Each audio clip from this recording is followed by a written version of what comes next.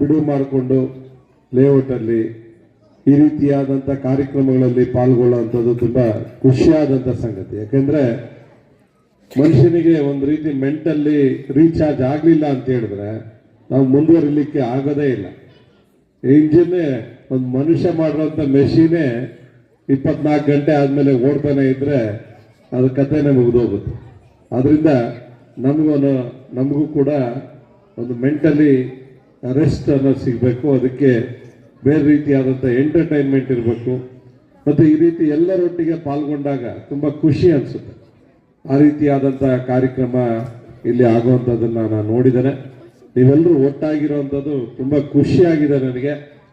ನಾನು ಬೇರೆ ಏನೇ ಕೆಲಸ ಇದ್ರೂ ಕೂಡ SBIಗೆ ಬರಬೇಕು ಅಂತ ಹೇಳಿದಾಗ ಅವೆಲ್ಲವನ್ನ ಬದಿಗೊತ್ತಿ ಇಲ್ಲಿಗೆ ಬರ್ತಾನೆ. ಕಾರಣ ಏನು ಅಂದರೆ ಇಲ್ಲಿನ ಒಂದು ಪ್ರೀತಿ, ವಿಶ್ವಾಸ, ಒಗ್ಗಟ್ಟು ಮತ್ತು ಹಿರಿಯರು ಯಾವ ರೀತಿ ಎಲ್ಲ ಕಾರ್ಯಕ್ರಮಗಳಲ್ಲಿ ತೊಡ್ಕೋತಾರೆ ಮತ್ತು ಯುವಕರು ಯಾವ ರೀತಿ ಅವರಿಗೆ ಜೊತೆಯಾಗಿರ್ತಾರೆ, ಇವೆಲ್ಲ ನೋಡಲಿಕ್ಕೆ ತುಂಬ ಖುಷಿ ಆಗುತ್ತೆ. ಇವತ್ತು ಹಿಂದೂ ಸಮಾಜೋತ್ಸವದ ಕಾರ್ಯಕ್ರಮ ಇತ್ತು. ಬೆಳಗ್ಗೆಯಿಂದನೂ ಕೂಡ ಮುಂದಿನ ವಾರ ನಮ್ಮ ದೇವಚಿಕ್ಕನಹಳ್ಳಿಯಲ್ಲಿ, ಹುಣಸಂದ್ರ ಮತ್ತು ಬೇರೆ ಬೇರೆ ಕಡೆಗಳಲ್ಲಿ ಕೂಡ ಹಿಂದೂ ಸಮಾಜೋತ್ಸವದ ಕಾರ್ಯಕ್ರಮ ಇದೆ.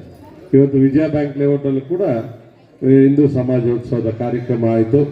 ಇವತ್ತು ಸುಮಾರು ಒಂದು 500 ಬೈಕ್ಸ್ ಮತ್ತು ಭಾರತ್ ಮಾತಾ ಒಂದು ರಥವನ್ನು ನಾವು ಇಡೀ ನಮ್ಮ ಬೊಮ್ಮನಹಳ್ಳಿಯಾದ್ಯಂತ ಇಷ್ಟೊತ್ತು ಈಗ ತಾನೇ ಮುಗೀತದು.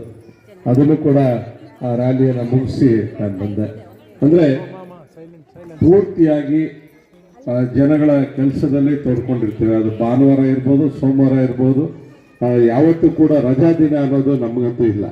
ಕೆಲಸ ಅಂತ ಹೇಳಿದ್ರೆ ಅಲ್ಲಿ ಸ್ಯಾನಿಟರಿ, ನೀರು, ರಸ್ತೆ, ಲೈಟು, ಅದು ಇನ್ಯಾವುದೇ ಒಂದು ಸಮಸ್ಯೆ ಇರ್ಬೋದು, ಎಲ್ಲದನ್ನು ಕೂಡ ಒಂದು ಪ್ರಾಮಾಣಿಕತೆಯಿಂದ ಈ ಭಾಗದ ಜನಗಳ ಒಟ್ಟಿಗೆ ಸೇರಿ ಕೆಲಸವನ್ನು ಮಾಡೋವಂಥದ್ದನ್ನು ನಾನು ಕಲ್ತಿದ್ದೇನೆ. ಕಳೆದ ಒಂದು 10 ದಿನದ ಹಿಂದೆನೂ ಕೂಡ ನಾವು ರವಿಶಂಕರ್ ಗುರೂಜಿಯವರನ್ನ ಕರೆಸಿ ಒಂದು ದೊಡ್ಡ ಕಾರ್ಯಕ್ರಮ ಮಾಡಿದ್ವಿ. ನಮ್ಮ HSR ಅಲ್ಲಿ ಯೋಗ ಮತ್ತು ಧ್ಯಾನ ಮತ್ತು ಹಾಡುಗಳ ಮೂಲಕ ಆ ಕಾರ್ಯಕ್ರಮದಲ್ಲಿ ಸುಮಾರು ಒಂದು 10 ರಿಂದ 12 ಸಾವಿರ ಜನ ಸೇರಿದ್ರು. ಒಂದು ಪಿನ್ ಡ್ರಾಪ್ ಸೈಲೆನ್ಸ್ ಇತ್ತು ಆ ಕಾರ್ಯಕ್ರಮದಲ್ಲಿ. ಅದ್ಭುತವಾಗಿ ಆಯಿತು. ತುಂಬ ಜನ ಇಲ್ಲಿಂದನೂ ಕೂಡ ಪಾಲ್ಗೊಂಡಿದ್ರು. ಅದ್ಭುತವಾದಂಥ ಅನುಭವ ಕೂಡ ಆಯಿತು ನಮಗೆಲ್ಲರಿಗೂ ಕೂಡ. ಆ ರೀತಿ ಎಲ್ಲ ಕಾರ್ಯಕ್ರಮಗಳಲ್ಲಿ ತೊಡಗಿಸ್ಕೊಳ್ಳೋವಂಥದ್ದನ್ನು ನಾನು ಬೊಮ್ಮನಹಳ್ಳಿ ವಿಧಾನಸಭಾ ಕ್ಷೇತ್ರದಲ್ಲಿ ನಾನು ನೋಡಿದ್ದೇನೆ. ಎಲ್ಲರೂ ಒಟ್ಟಾಗಿರೋಣ. ನಾವೆಲ್ಲ ಒಗ್ಗಟ್ಟಾಗಿದ್ದಾಗ ಮಾತ್ರ ಏನಾದರೂ ಸಾಧನೆ ಮಾಡಲಿಕ್ಕೆ ಸಾಧ್ಯ. 4 ಬಾರಿ MLA ಆಗಿದ್ದೀನಿ ಅಂದರೆ ನನಗೆ ಆಶ್ಚರ್ಯ. ನಿಮ್ಮ ಆಶೀರ್ವಾದದಿಂದ ನಿಮ್ಮ ಒಬ್ಬ ಮಗುವಿನ ಯಾವ ರೀತಿ ತಾವು ಕರ್ಕೊಂಡು ಹೋಗ್ತೀರ ಆ ರೀತಿ ನನ್ನನ್ನು ಕೂಡ ಜೊತೆಯಲ್ಲಿ ಕರ್ಕೊಂಡು ಹೋಗುವಂಥ ಕೆಲಸ ಮಾಡಿದ್ದೀರಾ. ನಾನಂತೂ ನಿಮ್ಮ ಋಣವನ್ನು ತೀರಿಸ್ಕೊಳ್ಳೋಂಥ ಕೆಲಸ ಮಾಡ್ತೇನೆ.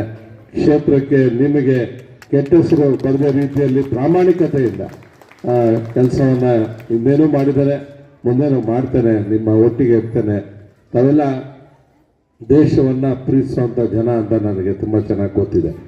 ಈ ದೇಶದ ನೆಚ್ಚಿನ ಪ್ರಧಾನಮಂತ್ರಿಗಳು ನರೇಂದ್ರ ಮೋದಿಜಿಯವರು ಈ ದೇಶದ ಒಂದು ಅಭಿವೃದ್ಧಿಯನ್ನು ಇವತ್ತು ಅಮೆರಿಕ ಅಂತ ಉಚ್ಚಾಟದ ಪ್ರೆಸಿಡೆಂಟು ಯಾವ ರೀತಿ ನಡ್ಕೊತಾ ಇದ್ದಾರೆ ಅಂತ ನಾವು ನೋಡಿದ್ದೇವೆ.